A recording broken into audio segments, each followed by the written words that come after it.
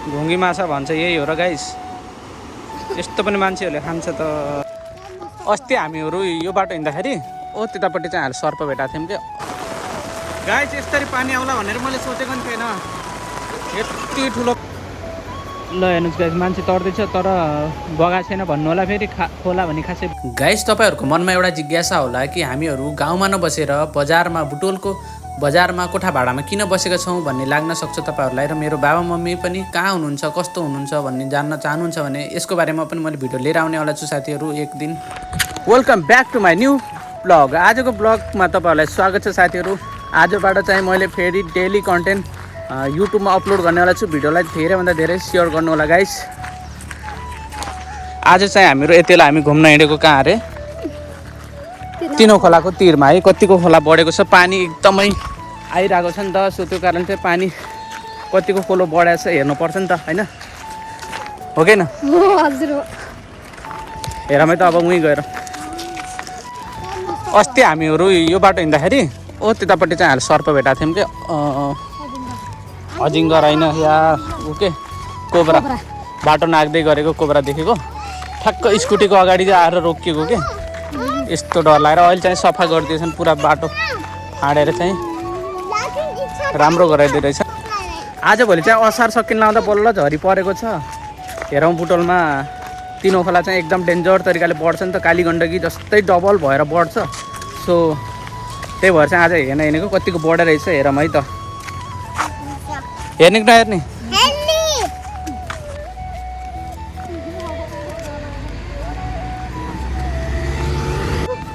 दानम नदी पुल आइयो।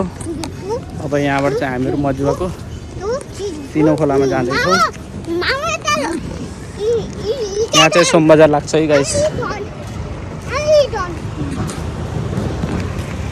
यहाँ चाहिँ हरेक सोमबार हाट बजार लाग्ने गर्छ यतातिर।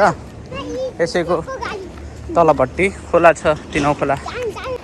गाइस आज हामीहरू कहाँ छौँ तपाईँहरूलाई म भिडियोमा देखाउँछु। भिडियोलाई लास्टसम्म हेर्न पर्छ। आजको new blog, new day new blog भन्छ। सो आज चाहिँ यो हाट बजार हो, हेर्न सक्नुहुन्छ। यो चाहिँ भोलि लाग्छ यो मार्केट है। यो मार्केट चाहिँ भोलि लाग्छ। म तपाईँहरूलाई भोलि यो मार्केट पनि खिचेर देखाउने छु। र यो चाहिँ तिनो खोला हेर्न सक्नु कतिको बढ्यो कि भनेर आएको, सुक्यो रहेछ। मजा आएन?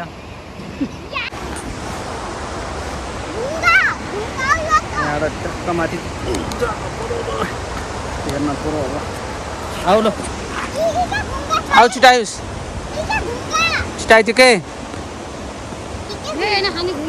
होइन यो त हो र। खै देखाउ त, देखाउ न।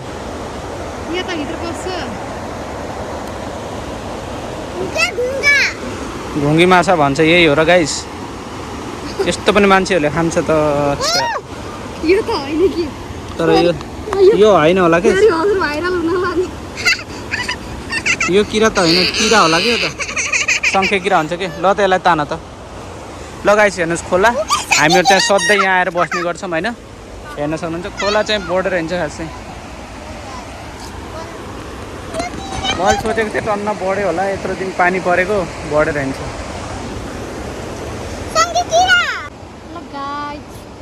स्वागत छ आजको हाम्रो न्यू डे न्यू ब्लगमा। भन्न ल। हेलो गाइस, स्वागत छ हाम्रो न्यू डे न्यू ब्लगमा। नेपाली भएर नेपाली बोल्न आउँदैन त नि बरै। फेरि भन्नु ल। नमस्ते सबैजनालाई, स्वागत छ हाम्रो न्यू डे न्यू ब्लगमा।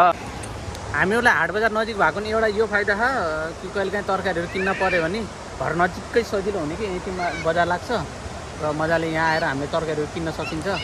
एकदमै धेरै होइन, 2 मिनटको बाटो होला क्या हाम्रो कोठाबाट यहाँ आउनको लागि।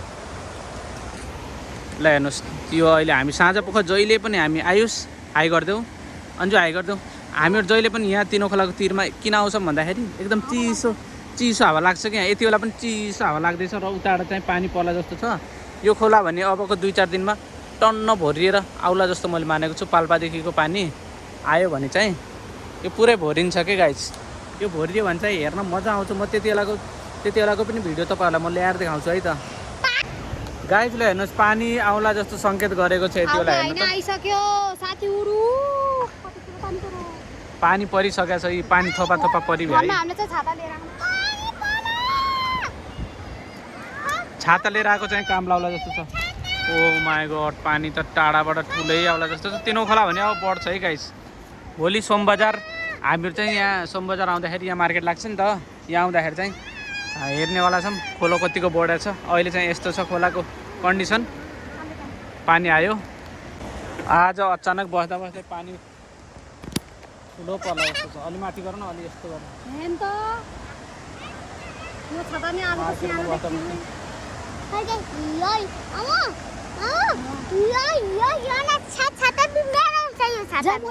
पानी आयो नि अचानक। ओ माई गड, यस्तो दामी चिसो पानी आएर भन्न छाता लिएर आएको थियो काम लाग्यो। फाइनली गाइस, यतिलाई हामीहरू कोठामा आइसक्यौँ। पानीले चाहिँ भिजायो हामीलाई।